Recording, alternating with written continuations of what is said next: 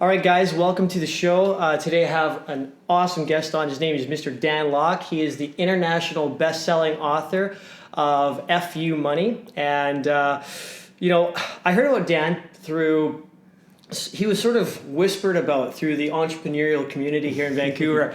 And I'd never even heard anybody ruffle the scene like this guy has done, because I started hearing this Dan Locke, this Vancouver Entrepreneurs Group, and all this kind of whispering started going around, and I started to hear about this, and more friends started recommending Mr. Dan, and I've never heard anybody have such a high level of just conversation and buzz in the community. So I had to reach out to you. I had to connect. I had to look you up on YouTube. Yes. And by the way, he's got an incredible YouTube channel. Some of the best copy I've ever seen on there. The headlines are outrageous, and it's every single thing that I saw. I started to see huge value, and I started to notice that there's this massive difference that separates you from the rest of the crowd here in Vancouver. You add tremendous value. What you're giving away on even just your YouTube videos, I've seen other people charge thousands of dollars for, so they probably have a hate on for you. So I wanted to really get to know a little bit more about your story. Sure. What I'm trying to do is reach out to people and show them that, you can go from rags to riches, you can overcome all of your programs, your limiting beliefs, and you're really someone who I respect and admire as someone who's been a deprogrammer. You literally have walked the walk. Not only that, you teach what you've taught, or you teach what you've learned to so many people. So, what's your story? Where did you come from, and how did you become such a successful entrepreneur? Well, thank you for having me first of all, and welcome to my home. So with my story, it's actually started as a very simple immigrant story. I immigrated to Canada when I was 14 years old, with no money, no connections, and not a word of the English language on my lips. And then my mom and dad got divorced when I was 16 years old. So as the only child in my family, I had to grow up and stop being a boy and kind of mature, because I want to take care of my mom. At first, my dad was sending me a little bit of allowance, a little bit of money for the family, but then my dad went bankrupt in Hong Kong. Wow. So his company basically went under, and it's not his fault, it's his business partner basically took all the money and disappeared. Oh. And then left him with, we're talking a few $1 million in debt, in Canadian dollars. And that wiped him out completely. And it also destroyed his confidence. And I learned something from that. Maybe I could also share a little bit later. So from there, starting at an early age, money never interested me that much, like success and all these things. At the time, because when I was going through high school, I was getting beat up, bullied and things like that. And so I got into martial art. And one of at the time, my biggest dream was to open up a martial arts school. Yeah. And just to be a martial art instructor. So because of that, but I guess I always have this teacher's heart. I don't know where, but I kind of got into business by accident. I got into business because I wanted to take care of my mom.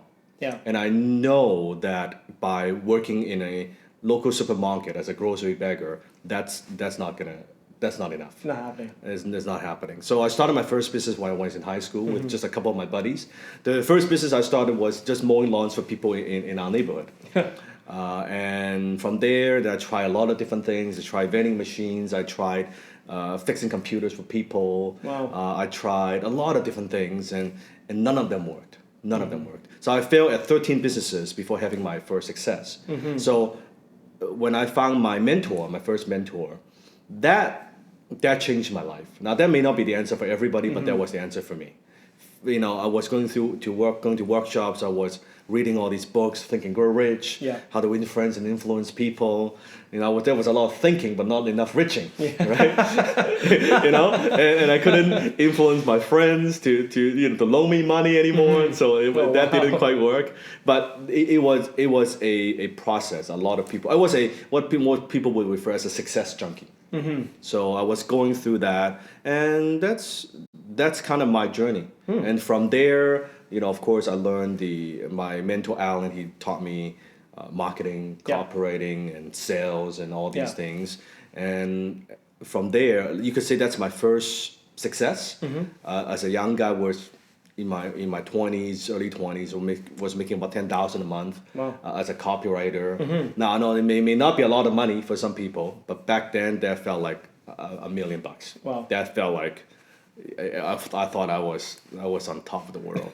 And yeah, but so from there, then I went onto the internet and started different business ventures. And now I have to say that it has to do with a little bit of timing as well, because at the time, internet wasn't as popular as today. Yeah. So I got in early. So back then, I was doing affiliate marketing. I was doing eBay. I mean, I was making ridiculous amount of money. Like Shane, I'm talking like ridiculous amount of money. I mean, my friends and I would go to go out for dinner. Yeah. And we'll blow like $3,000 on a night. Wow. And I don't even fucking drink. I don't fucking drink. You gotta understand. So we would, I was making money, but I was spending stupid amount of money because the programming. Yeah. That I thought that, because think back then when I was in high school, I didn't get the attention. I didn't get the respect. I didn't get the love. Yeah. Right. I had no friends. So when I made my first bucket of money, I thought, okay, you know what? I need to treat my friends. Yeah. I buy everybody dinner. This is how I'm gonna make friends. friends. Then make friends, and I would buy their friendship. Right. Yeah. I would vacation. I would pay for everything like that. Wow. I thought that's how it should be. Of course, if those friends are there for that, they're not the true friends. Right? That's right. So, but that's what I've learned. But went through that period of time, making it and then spending it. Didn't know, no concept of saving, no concept of investing. How old were you during this period? That was just 24, 25. Okay. Yeah. That's yeah, right. Yeah. So I was getting a new car every year. So I didn't know. I didn't know. So from there, when I went through that period of time, and there was about a year, I think when I was about 27, I hit millionaire status. Wow. But I also was spending money like crazy. Yeah. But what people don't know is when you hit that with internet marketing, it changed. It changes. So what works today may not work tomorrow. That's right. So I was making a ton of money. I thought, oh man, this thing is gonna go forever. Well, it's not like that. Yeah. With Google, with SEO, with AdWords, ad costs, like suddenly, I was making money, but where's the profit? Yeah. So there was about a period of time where my business not doing so well. But people thought, still doing revenues coming, but business not doing so well. There's no profit left. And I'm like, okay, I got to kind of be a little bit smarter with my money. I got to learn not just how to make it, but how to keep it. Yeah. That's when I learned, okay, I got to save it. I got to invest more. I got to learn about some of these things. I always say when it comes to money, there are three things you need to learn. You got to learn how to make it, how to keep it, and how to invest it. That's right. And most people don't even know how to fucking make it. That's the problem. Yeah. They don't even know. I joke about it. Making it is actually the easiest. Yeah. Okay. Making it is if you're good with sales and marketing, Yeah. you can make it. Yeah. It's not that difficult. Keeping is a bitch. Okay? Yeah. Keeping it is a lot harder. Yeah. And investing it, that's a whole other skill.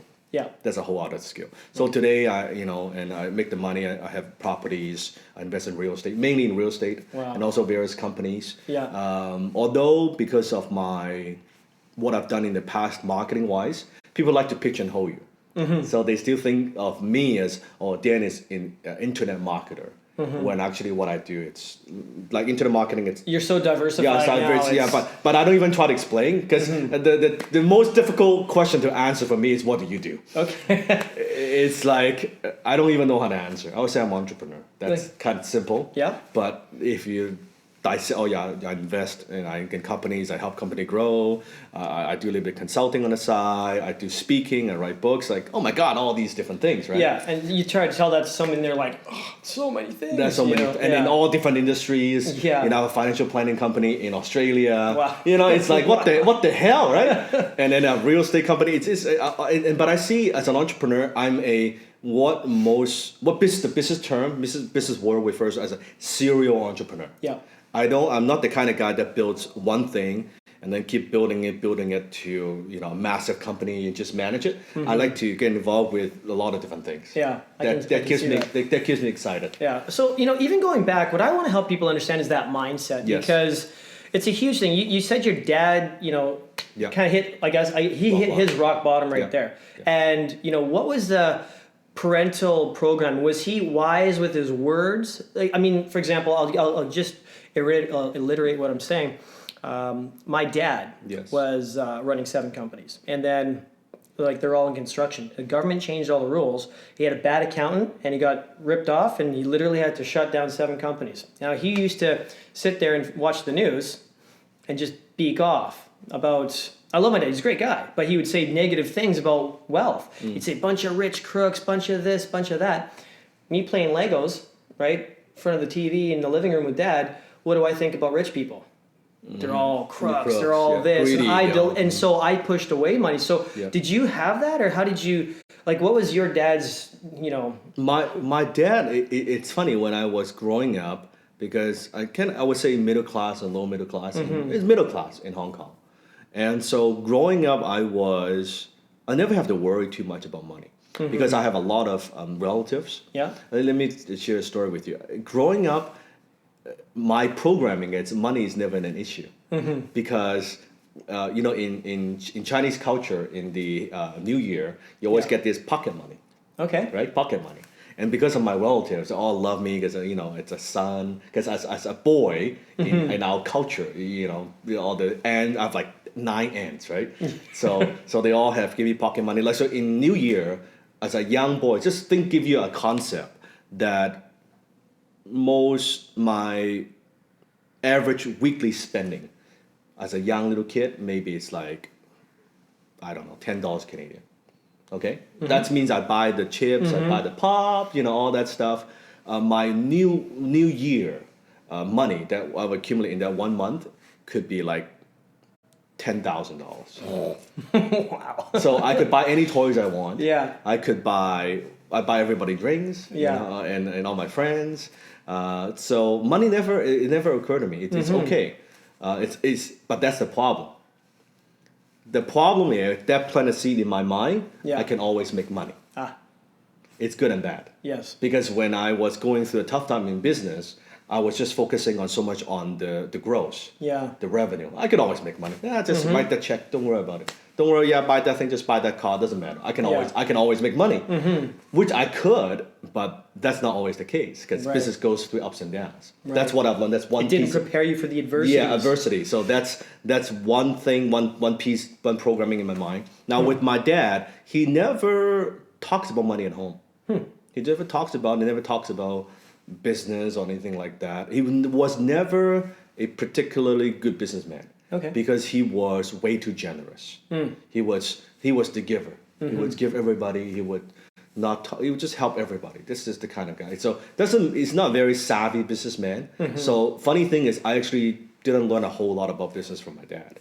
I learned it on my own through my other mentors. Yeah. But my mom is also very generous. She is like, right now, she's of course doesn't have to work, but she works for charity and volunteer work, and that's what she loves to do. Yeah. Helping people. She has so many friends, like lifelong friends that would, just incredible. Like, I don't know how my mom does it. Yeah. But like here when she was still in Vancouver, she would go to Metro Town and go to food court and stuff like that. She would know everybody at the food court. Like, she's friends with them. Social butterfly. Yeah, like just like unbelievable. And she doesn't even speak English. That's the incredible part. I don't know how she does it, but it's just crazy. So that's something I aspire to be. But through that, I think that's one piece of programming. But that's why money never interests me, because in my life growing up, I always had plenty. Yeah. I felt like for a little kid. Yeah. I could buy the toys I want. I never had to, Dad, please, no. I have my own allowance. Just buy the damn toy, right? Yeah. But when my dad went bankrupt, suddenly, imagine from not have to worry about money, now you're totally stressed about money. Yeah. Were they fearful around that? Were there like the stressed out, fearful conversations? They never talk about it. Wow. They never share. It's only I found out later. But I found out my dad went bankrupt a few years later from my mom. My mom never told me. Wow. But I sense something is going on as a young guy. Like something, it's like, hey, Mom, how come we have to, go to the supermarket and we buy those, like from buying good grocery, we have to buy those almost expired grocery. Like you sense something is going on. Yeah. Right? But we never talk about that much. If you ask my mom, she would say, Dan is actually very different from both, the mom and dad. It's actually, I'm quite different. I'm not like them at all. So they're like, this is weird. Yeah. Sometimes you joke about it, that, oh, maybe in the hospital, she picked the wrong kid. Like, what's going on here? Because I guess, like, she would never imagine I'll be speaking. I would be, like, because she's very introverted. It's interesting, so. Well, so what was your transition? I mean, you said that you moved out here. Yes. You didn't know English. You got picked on. You got bullied. You got beat up. I mean, I know what it's like for myself. That was my experience when I was a kid. That caused a lot of just fears, insecurities about dealing with people. Insecurity. It made me feel like I was less than other people. So did you experience those as well? And how did you get through that? Like, what did you anchor? Who were your role models? At the time, because of that personal development, that foundation was listening to Brian Tracy and Les Brown and Tony Robbins and all the great people, right? And I would just, because I wanted to take care of my mom. That was my drive. Yeah. And I was. So you had a why. I had a why. Yeah. It wasn't for myself. Just I needed to take care of my family. My family comes first. Yeah. Because I know, because back then when I was getting into so much trouble in Hong Kong, my mom moved here because of me. Don't know anybody. Yeah. She takes care of me every single day. It's a big sacrifice. Yeah. She sacrificed her whole how many years for me, right? So I'm like, I gotta do something. And once I have the why, all these excuses don't matter anymore. Yeah. The programming, it just disappears. It's, I'm not good enough, I'll make myself good enough. Yeah. I don't have enough confidence, I'll make myself confident. I Yeah. can't communicate, I'll make myself a good communicator. Yeah. And I joined Toastmasters and sharpening my communication skill. Whatever was the most afraid of, I tackled that. Wow. And I just felt like, so I shaped myself, I conditioned myself into who I am today. And that's why I see people like young guys, there's just no excuse. Because I'm who I am today because I made myself who I am today. I always compare, now people call me Dan the Man. Back then I was Danny the Boy, from Dan the Man. Yeah. But every skill, everything I work very hard for. Yeah. Right? So I think that's a big part of it, having the why. The programming, once I kind of dive into the personal development world, I become very conscious of the information data being fed to my mind. So Who taught you that? just through the books, Yeah. just through the books from different people. You got to think about success. Yeah. You got to do affirmation in the morning. I was young, I was naive, I was ignorant, whatever. I just, you know what? You should talk to the mirror. I talk to the mirror. Yeah. You should say, I feel great. You should say, I feel great. When people say, how are you? Don't say fine. Say, it's wonderful. Yeah. Better than good. Okay, I'll do that. Better than good. And I just keep doing it. I just keep doing it. And I think because I was like a blank piece of paper. So from there, a lot of data. And now, of course, those habits, I still have those habits today. Yeah. But I'm very, very conscious, very, very aware of what's going through my mind. So you just had, you went through this personal development phase. But, I also remember watching an interview that you had, and you said, I didn't have any vision, I didn't have any direction. So where did you find the direction? And I know so many people who do tons of personal development. They've been doing it for years. I mean, oh my gosh, and they even apply it. They're looking in the mirror, rah, rah, rah, I'm going to be the best champion in the world, whatever, I'm the king of the universe. And their bank accounts are empty, they're flat broke, they can't even show up for an appointment that they had scheduled with anybody. What separates you from the crowd? How did you get a vision? That's a very good question. And I think that's why I call it's a personal development phase. I think everybody needs that. Yeah. I say, everybody get your head screwed on straight first. Do that. Once you go through that phase, the second phase, now you actually need some capabilities. You need some skills.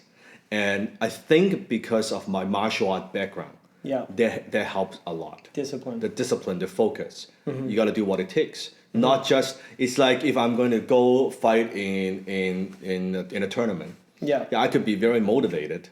I could be like, rah, rah, I'm the best. But if I don't train, I go in the tournament, I get my ass kicked, right? Get my head knocked out. Yeah. That's not fun. So in business, I know, okay, you can be super motivated, but what are your skills? And it's the skill set and the mindset that makes a difference. Right. So you could have the mindset, but what's the skill set? What's the value you bring to the marketplace? So maybe it's sales. Right. Maybe it's marketing. Maybe it's social media. Maybe it's whatever. Something that delivers value to the marketplace. What most people are lacking is that. Yeah. They have the motivation. They don't have the skills. So what skills should they get? I mean, if we were to tell someone, let's just say we're talking to, maybe a lady who's, kids have left the house and, she's maybe looking for work, or a guy who's in between jobs and he's heard about the online space, but that's a huge wall of confusion, trying to get into that. So what are the most important skills? Because, people want to make money. They want to have some passion. They want to live like the life of their dreams. They want to be on fire for something, but they don't have any idea where to go, what to do, where to even start. What would you recommend if someone wanted to take trail after you, for example? It's actually incredibly simple, believe it or not.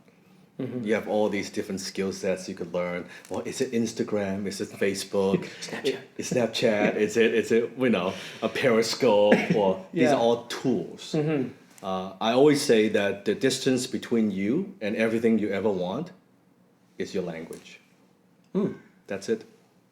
Language to yourself, what you say to yourself. That's right. And what you say to others. That's right. In other words, communication. Mm-hmm.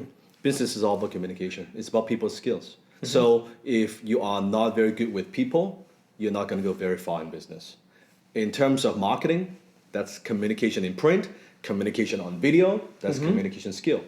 Sales, communication one-on-one. It's really just, Copywriting, communication on print. Salesmanship in print, that's what they call it, right? Yeah. It's the same thing. Mm-hmm. So if you master communication, everything becomes easier. That's so it's not so much, is it Periscope, is it Facebook, is it YouTube? Mm-hmm. Well, if you're not a very good communicator, it doesn't matter what I give you. It's not going to work. It's like if you're not a good driver, I can give you a Ferrari.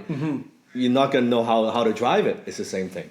So I think communication skill, it's your language. Right. And I've noticed that you're a great speaker. You can hold it. I mean, you do workshops. Yes. You do a lot of private groups as well. You've trained companies and all sorts of stuff. Correct. But when you're talking, people really listen to you, and all eyes are on you. That's a skill. Yes. And it's a skill. So what is it that someone can work on to start practicing to have that skill? Is there a certain technique with communication? That's what people always look for. I know I'm avoiding the question in a way, but I'll come back to it. Yep. Because to me, that's actually totally secondary. It's like people ask me, what book should I read? I said, all of them. Because it depends on your situation. What do you need in business? Do you need some personal development work? Do you need some sales books? Do you need some marketing books? Do you need some business books? Do you need some books on raising capital? I don't know what the hell you need. All of them. Books you don't read don't help. So instead of because if I say, read this one, like say I'm reading this book this week, read this one. This is phenomenal. Well, but that's what's working for me. Yeah. At this state, at this time, it might not work for you. So, but then people will take oh my God, that's it. If I read that book, everything would be fine. No, it's not like that. It's more important to develop the habit of reading. Yeah. And then I still read 2-3 books a week. Wow. After all these years. How much time does that take in a day? No, because I know how to speed read. Okay. I took a speed reading course many years ago. Okay. Right? So that helps when I'm driving, I'm listening just like you, listening to podcasts and CDs and things like that. Yeah. It just becomes a habit. It's like I don't even count how many hours of learning do you do. I don't even know. It's just part of what I do, right? So it's more developing the habit of that. For speaking, seriously, you can join Toastmasters, right? Yeah. There's mentorship within Toastmasters. You can join Dale Carnegie programs, right? If you're a little bit more serious. Did you do that? Yes. Okay. Dale Carnegie program. There are a ton of books you can read on speaking, right? The funny thing is, Shane, the how-to is always out there. It's been out there for many, many years. But people who need the information the most, they don't seek the information. It's people who don't need it. Yeah. It's people who are, it's like the last thing I need, think about it, it's maybe another public speaking book. Guess what book I'm reading now? A public speaking book. Right? Right. Yeah, because I want to sharpening my axe, right? Sharpening my tool. That's right. It's great, but let's make it great. It's world class, let's make it even better. Make that stronger. I always say focus, you want to spend your life, I have to say, if you spend your life working on your weaknesses, at the end of your life, you have a lot of strong weaknesses. Wow. Okay? So I'm only good at maybe 3 or 4 things. And everything else, I want to a world class at a handful of things. Yeah. Speaking is one of them. Marketing is another one of them. I build everything I do around these skills. Yeah. Everything else I delegate. That's right. Even in life, I don't mow my lawn. I don't do any of those things. I don't even know how to change my wife actually changes those. I Okay, actually yeah. don't know how to change a light bulb. Like I'm serious. Yeah. So I'm so focused to a degree that I almost ignore everything else. But those few things I focus on creates all my success. Yeah. And I just keep honing those skills. I think most people, they don't spend enough time honing those skills. They jump from one thing to another looking for a vehicle. Yeah. The other day I was watching a YouTube video. I think it was a testimonial from one of my students many years ago. And the comment on the YouTube video, she was saying, because of Dan's help, because of this program, I made X amount of dollars. The person what's commenting, what program is that? That's the wrong question. It's not about the program. It's what has she learned. That's right. Right? And who has she become that makes the program work. That's why your people go to the same workshop. You have only a percentage of people who take the information, take the knowledge and strategies and just skyrocket to success. And you have other people attend the same workshop. Yeah. They're like, nah, or it doesn't work for me. Yeah. 80-20 rule, right? It's not about the program. No. So what is the biggest limiting belief that you found, because you've coached a lot of people, Yeah. the dividing factor, if someone's watching this and they're like, well, I've tried this, X, Y, Z, I've had no success, maybe they have to acknowledge that they're in that 80 percentile. And, what is the main, I could point out a few, but you've had a lot more experience coaching people. You know what separates the successful people. Is there a specific? Yes, two. Okay, go for it. You could have a whole bunch. Like, at least say money is the root of all evil. You can name dozens and dozens of them. But if you dig deep out of all these, when you go very, very, very deep, it boils down to two things. I'm not worthy. I want to be loved. Yeah, wow. That's it. So if you think about anything, I'm afraid. I don't know if I can speak to a group of people. Well, because you want to be loved. We all want to be loved. That's right. But the funny thing is, you don't get love by seeking love, though. You get love by giving love. That's right. If you try to seek it, try to demand it, It runs from you. it runs from you. So if you boil that down, usually for entrepreneurs, it's I'm not worthy. Yeah. I can't raise my prices. That's My, right. my customers will leave me. It means I'm not worthy. I can't charge that much. I'm not worthy. Or I can't do this. Or I can't get through to that person. I'm not worthy. Yeah. So it's mostly that. And that's why you see sometimes with our mutual friend Earl, right? That's the problem he has. Not anymore, but he had that problem before, Yeah. which is success, but then self-sabotage. And Distraction, all these distraction. things come up because of self. You could say, it's the business, is this, none of those things. It's self-sabotage. Yeah. That once you hit that success, maybe I'm not good enough. Maybe I can't keep it. Can I sustain it? That program, and bam. Wow, people shoot themselves down All the just time. like I that. see it all the time, including myself. Yeah. Including myself. So how do you navigate through that? How do you manage through that mental? So I've been near bankruptcy twice in my career. Near bankruptcy, never been bankrupt, but near bankruptcy twice. So no more the third time, because again, first time happens, it's the business, it's the economy, it's the internet, right? Damn fucking Google, right? No, but it's not Google. And the second time, it's like, okay, both times, because funny thing is I was overconfident. I could always make money, no problem. I was careless and I didn't care. So from there, and also one thing I've learned, this is kind of personal, but for the first 10 years of my career, let's say from my 20 to 30, when I wrote the book, FU Money, if you read the book today, I wrote that book probably 5-6 years ago. Who I am today is actually very different from when I wrote the book. I changed a lot. Back then I was more arrogant. I was more self-centered. It was more about me. Look at how smart I am, look at how good I am, all this stuff, right? But when I hit 30 years old, I've made a pretty big shift. Yeah. That, no, it's not about that anymore. That I don't, it's interesting, when you get to a place where you're not focusing on yourself and you're focusing on others. And that's why I now have all these mentees and we're business partners. I said, I can create success on my own, but if I can create success for others, and I can also share into that success, life is much more fun. Yeah. Much more fun. And when I changed that philosophy, funny thing is, business are doing better, I'm way happier, Yeah. way much more fulfilled. I'm having fun.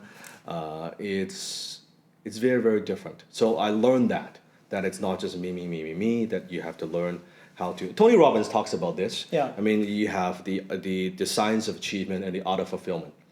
I mastered the science of achievement. Very loud, sucked at the art of fulfillment. But now I focus much more on it. So every morning, I get up in the morning, shower, and do all these things, breakfast, and I go through a morning ritual, which is the attitude of gratitude. Right. I will listen to music with affirmation, and then we'll focus on what I'm grateful for. Because you got to work on it. You don't just get fulfillment. Yeah. Otherwise, you got to work on it. Focusing what am I grateful for that I have in my life, to create these emotions within me. That helps with the self-sabotage. Because fear and gratitude, they can exist at the same time. Yeah. When you're grateful, you cannot be fearful. When you're grateful, you cannot be angry. Imagine if we are driving down the road, okay? Just we're driving down, suddenly a car just hits us. And we're like, what the fuck? Yeah. Let's say imagine almost killed us. But we're okay. We get off the car and we can say, what the fuck are you doing? Are you stupid? You see the light? Are you okay? That's angry, right? Or if you say, wow, man, I'm just so glad, man, we're okay. Like, whew. Like we're both, I got it's total loss, but you okay? Yeah, you're okay. The other party's okay. You're grateful. You can't be angry. Yeah.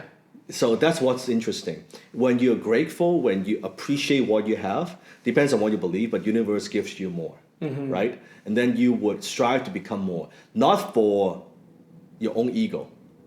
It's because it's a natural being. Right. It's very different. Like this state, you can get to this state, I call that flow. You can get to state of flow. Yeah. Meaning, let me give you an example to make it more practical for everybody else. What most people learn in personal development is you set goals, have a deadline, and you do everything you could, and you focus on it, and you write it 20 times a day, and you just do that type of thing. Yeah. Very type A personality, and I used to be like that for 10 years of my life. Nowadays, my thing is I would set a goal, and I have objectives and things like that, but I'm not attached to it. Yeah. That's the difference. I'm not attached to the outcome. I'm working on a deal. Well, you know what? I'll do my best. If it doesn't work out, if it doesn't work out, I'll be like, fuck, what did I do wrong? Yeah. Let me call the guy 10 times. Let me push and push and push and push. Or what's wrong with me? How come I couldn't close the deal? What's wrong with the other guy? Yeah. How come he didn't buy the deal? Yeah. But now it's like, you know what? Maybe it's not meant to happen. Yeah, that's okay. How do you manage those risks? Like a lot of people, they fail your way forward, as a lot of people say. But if you are an entrepreneur, you've made a lot of failures. There's no way to have success without them. Do you have a risk management, thing, or has there been deals or times where you've been like, I'm going to go all in with this one? I used to do that, not anymore. No. And because you only do that, think about it. People only do that, why would they do that? Because they think the reward is going to be much bigger. Yeah. Let's say I have $1 million. I'm going to risk everything I got because I'm going to make $10 million. Yeah. It's the only reason they would do that. If you think, you again, go deep, why would they do that? Because if I make the 10 million, then I would what? I would feel better. I would buy whatever the things I want to buy. But if you don't appreciate what you have now, that 10 million. If you don't appreciate what you have now, you're not appreciative here, you're not grateful here, getting there makes no difference. That's right. But coming from this place of gratitude, then you're not doing it. Why do I have to risk everything? What does that get me? I'm happy. I am. Yeah. I'm doing. You see the difference? I'm not saying don't strive to do more. Yeah. I strive to do a lot more. Right? I still have a lot of big goals. But it's coming from a very different place. Yeah. That it's for growth, it's for contribution, not for ego, not for just being a self-centered. It's a very different way of thinking at it. So I'll do my best. At the same time, if it doesn't happen, I'm not emotionally attached to the outcome. Yeah. It doesn't affect how I live my life. I'm still a happy guy. That business failure or that transaction doesn't define who I am. That's the difference. Yeah. Most entrepreneurs, they get so attached to, that's who I am. You're not your business. If you fail, your business fails doesn't mean you're a failure. That's right. It doesn't mean that at all. No. It's like if you're an athlete, you play this game, you have a bad game, you have a bad day, or the weather is bad. It's not that I'm a bad person. It's my programming. It's to have a bad day. That's about it. That's it, right? Yeah. So I would say now business to me is much more like a game. I play, it's fun, and I want to grow, but I'm not attached to the energy.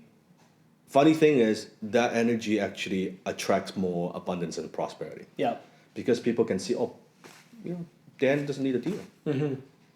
Just doesn't. But when you don't need a deal, people want to do a deal with you.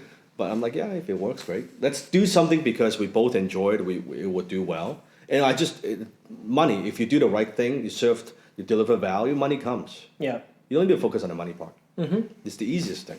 Yeah. Okay, so you've gone from $10,000 to, like let's just say in the 7-8 figures, something around there, like we do about 20 million a year right now. Okay, so that's a lot. Yeah, and you mentioned a couple times about ego in the earlier phase of your wealth creation. Yeah. How did you manage it? I mean, I've seen a lot of guys, as soon as you make that, even $10,000 a month when you're an entrepreneur, especially you came from being an employee who was making, minimum wage. Minimum wage. All of a sudden you have your first Back then I think it's $8.50. Yeah, now $10,000 in a month, your first $10,000 in a month. So many temptations come out at you, so many lures, and I'm not, we don't need to get into the details, but how do you navigate around that? What lessons did you learn that you could teach to other guys who, they're getting out there, they got this, I've got more money coming, not preparing for the adversity. A few words of wisdom for guys to keep their acts focused, and not let life destroy them. Yeah. I think two things that I did that helped me get out of that. Number one is I started hanging around with people that's doing much bigger things. That I don't hang around with people. If I'm making 10 grand, I hang around with someone that's making 2,000. I feel so good, man. You're a loser. I'm a winner. Look at how smart I am. No, hang around with guys who are making $10,000 a day. Yeah. $10,000 an hour. Wow. Then suddenly you're like, shit, I'm not the smartest guy in the room. So I think having my second mentor, Dan Pania, having him as a mentor, it helps. Yeah. Because every time I talk with Dan, I communicate with him, I see what he's doing. Whatever I'm doing, even now, it's nothing. He made that, he's turned $800 into $450 million by the age of 40. So I'm 34. It's like I feel like a total failure. You know what I mean? By comparison. So don't compare yourself people beneath you. Compare people who you were like, well, I'll look up to that. Yeah. There's so much more I could do. So that's number one. So whatever you're making, it's not a big deal. That's right. Okay. And then also second thing is knowing, if you need to buy certain things and spend certain amount of money to feel good, there's something fucked up in your mind, right? And the same thing with me. I went through that period of time. I think everybody has to go through that. Yeah. I tell young guys, you know what? I said, don't buy that fast car. It doesn't matter. They're gonna do it. And then afterwards, actually it's no big deal. Yeah. Everybody has to go through that. So nowadays it's just, you know what? Go through that. Yeah. Go through that period of time. Get that out of the system. When you get that out of the system, it's no big deal. Then you kind of get back to work. Yeah. So that actually is what I did. So what drives you? What makes you tick? And knowing you're not buying those things just to buy those things. Knowing yourself what emotions you're going after. Right. What is this significance? Is this security? Is it love? Is it connection? What is that? Is it respect? Is that do other things to serve others to achieve the same feelings and more? Then you won't have to buy I got this $2 million home, then I'm gonna buy a $3 million home, I'm gonna buy a $10 million home just to be better than my friend drives this car, I'm gonna drive a better car. At the end of the day, nobody cares. Nobody gives a shit. Actually, nobody gives a shit. What we do is I tell people what we on earth only for a very short period of time. Yeah. Whatever failure you have, whatever success you have, I don't care if you're Bill Gates or even Steve Jobs, on the big scheme of things, you're like a dust in the universe. That's it. So what's the big fucking deal? Seriously, what's the big fucking deal? Like you're not even in the cosmos time, you're not even a molecule in the universe. So it's not that big of a deal. So don't think we're that big of a deal. We're not. Yeah. So I always keep that. That keeps me humble. Whenever I feel it's not that big, but so what? And that's is that a shift that you've experienced since you wrote FU Money to now? Are you working on a book right now? Or no? Yes, Yeah? with Earl, yes, but it's not. It's kind of like on. It's not on personal development. Kind of like on a specific niche business. Okay. Yeah, Wow. I do about a book or two per year. I've done 12 books now. Okay. Yeah, but about a book or two per year. I like writing because it's a good way for me to reflect. Yeah. It keeps in the kind of. I keep a private journal as well. And that is like, do you just turn that into a book? Like, how do you? If Not you're writing necessary, okay. but I like to think about things. It's like, oh, maybe I could put that in a book. Then I can type it out and then put it in a folder. Then maybe I'll turn it into a book. Maybe I won't. But it's just for me to think things through. Then if it's enough information there, Yeah. then I will say, oh, maybe I could turn it into a book. Then I can just expand on that. Right. Yeah. Now, is it important to write a book for an entrepreneur? I mean, I see a lot of guys and they have I'm writing a book and it's, I feel like think it is important. for if you're in the service business. So you feel it's pretty important to write a book. I think if you're in the service business, if you're selling a service, I think a book is mandatory because it positions you as the authority, right, in your marketplace. You look at the word authority, what's the first 6 letter? Author, yeah. Right? So as an author, instead of giving someone here's my business card, or here's my fucking book, right? Yeah. So that's why I haven't had a business card in 5 years. Yeah.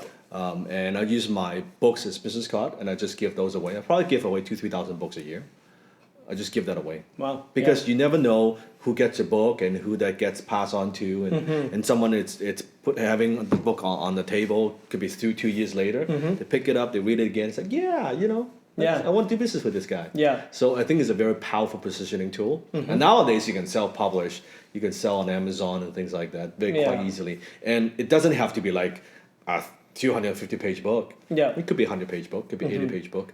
But I think it's a very powerful tool. But you have to write it in a certain way. Right. It's what I refer to as an advocacy book. This is the copywriting talking. Okay. It's not about a book. Let me dump everything I ever know about this subject onto a book. The book is nothing more than a 100-page, 200-page sales letter. Yeah. It's for you to share your stories, maybe some case studies.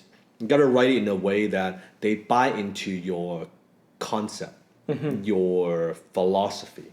Yeah. That look at FU Money. It's a perfect example.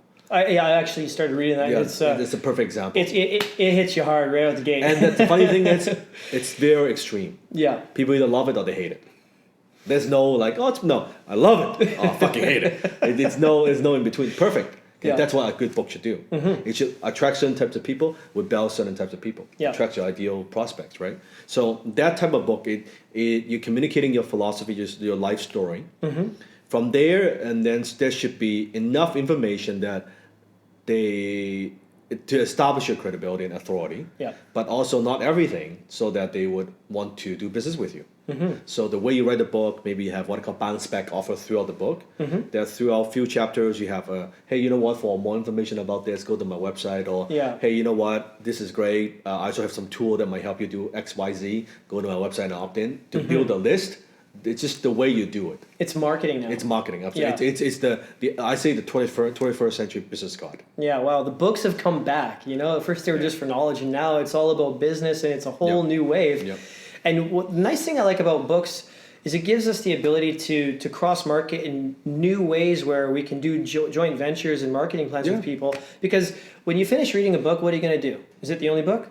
You're going to read another book. Yep. So we could recommend other books, and it's a incredible way to increase our income, increase our knowledge, More than business. that, that's for sure joint venture opportunity. But if you look, even from my experience, you look across the board, book buyers, depends on what service you provide. Let's say if you're selling financial planning, or you're selling business opportunity, you're selling whatever your digital marketing, book buyers among everybody else are the best customers because they're more sophisticated. Nowadays, people don't read books anymore. If you look at statistics, most people don't read books. So book buyers are more sophisticated. They are taking, if you think psychology-wise, they are taking the initiative of, I have to go buy the book, maybe go to the bookstore, maybe buy from Amazon. I have to sit down, maybe in my living room, right, or whatever, and I'm diving into it. It's a very intimate experience. Yeah. So you build a different type of relationship through that. Yeah. And that's why I have people who have read my book, mentees, who read my book 3 years ago, and now, you know what, like, Dan, let's do something, let's do a deal. And They feel they know you a lot more because they got inside the mind. Exactly, of Dan. exactly. And it's every time people read my book, and we first time when we meet anybody, it's like, oh yeah, it's you feel like you've connected with them. Can I do that with a business card? No way in hell, right? No. There's no way. So that's the power of it. And of course, if you combine a book with podcast or with video, definitely, right? It's even better. Multi kind of media, kind of marketing. Yeah. I like that approach. That's awesome. Yeah. No, I really I think it's incredible. It's a game changer in the world. We see old things coming back into new. Just to wrap it up, do you have any key advice for people? I mean, we could obviously have a conversation here for hours here. I think we've got lots of content and great things to talk about. But for the aspiring entrepreneur, we have people who grow up with, maybe there's addictions in their lives, there's limiting beliefs, there's being a victim, there's negative people in their lives, there's negative relationships. For people who are just trying to overcome their shit, and they want to have success, what's the best advice you can give them? This is the same advice I say 10 times, 100 times, find a mentor. Yeah. Is because, like you said, when we're faced with our own limiting belief, just when I had facing my own limiting belief, I'll share a quick story with you. When I was charging about $5,000 as a copywriter for a campaign, marketing campaign, it's pretty good money, like $5,000. So it takes me about a week or two to do it. And my first mentor, Alan, he looked at me, we were just having lunch. We talk, and what are you up to? I said, I'm doing this and that. How much you charge now? $5,000. He's like, you should increase your price. Yeah. $5,000 is already a lot. I've only been doing it for 6 months. Like most people don't even 6 years don't charge this kind of money. Yeah. No, you should increase your price. Okay, like how much? Like 5%, 10%? No, you should just double it. Like 10 grand? Yeah, I should just double it. 10 grand. I can't charge 10 grand. Like, Alan, are you nuts right now? We're not gonna pay that. Just try it. I said, I want you to practice. Go home, practice. First of all, get comfortable. Practice it in front of the mirror. Ask for 10 grand. Yeah. And they said, he said, just listen to me. Just go do it. I went home. I actually practiced. I was not comfortable. Would go home and I would say, well, how much you charge? $10,000, right? Because I was nervous. He's just nervous. Like I wasn't comfortable. like that's not very. So until I practice. Oh, how much is it? 10K. It's no big deal. Yeah. I remember after I think a couple sales call and then one potential client, one prospect, we're talking on the phone. Oh, so this is great, Dan. How much charge? 10K. And it was like silence. Oh, fuck shit. Right? And he's like, okay, so do you take half down and then half when it's complete? Yeah, that will work. That will work. That's perfectly fine, right? So then I call Alan and said, oh yeah, Dan, Alan, call my first 10K deal, right? Wow. And he was like, okay, good. See, he believed in me. That's right. Before I believed in myself. Yeah. I couldn't see it. I was too close to it. He thought, yeah, you should be able to charge more. So it's this type of, I have so many of these stories. Yeah. But could I have done that without my mentor? I just don't think so. Yeah. So throughout my career, you could say, big part of my success, I belong to different mastermind groups. Those help. I go to a lot of workshops. Those help. I read a lot of books. Those help. Mentor. It's finding someone who's been there and done that, who you respect, who you share the same value. You have no idea the power of having someone that could pull you up. That's right. I mean, Earl was in this, our mutual friend again, Earl was huge results. He was in a slum for 2 years, lost his money, right? Back on his feet in months. Yeah. And he already has that within him. Yeah. All I did was kind of bring him up and give him the confidence, or not even confidence, permission to be great again. That's all I did. Yeah. With not even a lot of, just a little bit of encouragement. Bam. Great again. Great again. Just like that. Because he's always great. Yeah. He's always great. It's just he lost the confidence. So I know the power of what the effect it has on me. Yeah. I know the effect it has on my mentees. And that's what I strive to do, to push them to be better. That, as there's some young guys now, they're making 10, 20K.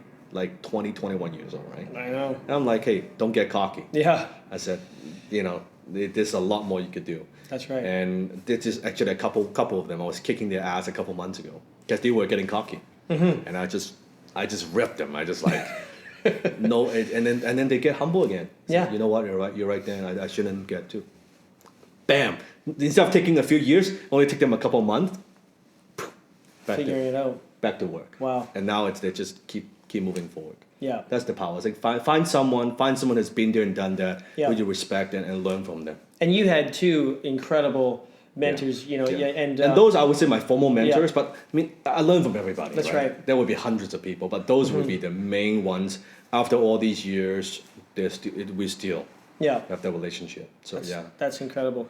So Dan is running the Vancouver Entrepreneurs Group, right? And Yes. is that active during the summer, or are you guys? I don't do it in summer. Okay. Because I'm taking some time off. Yeah. But we do it except this. So July and August we don't do it. On December we don't do it. Okay. But every other month we meet once a month at Vancouver Club. Wow, Yeah. that's awesome. And you've got a podcast. Yeah.